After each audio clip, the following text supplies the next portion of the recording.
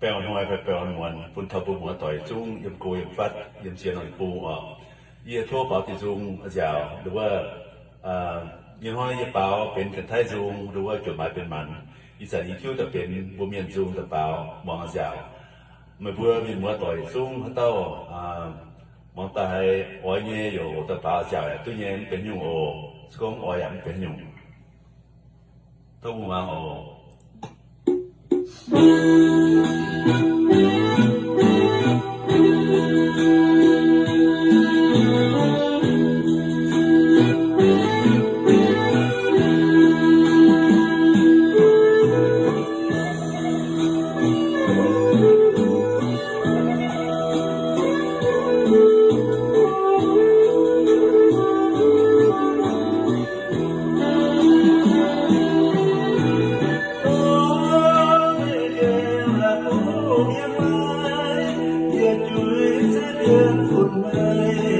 Hãy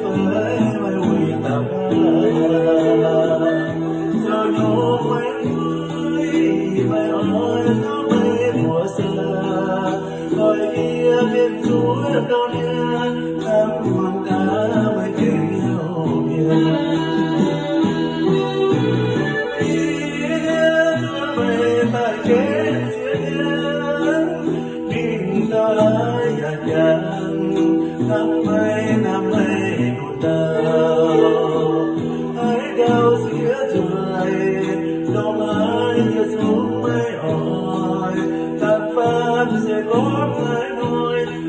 Mì Gõ để không bỏ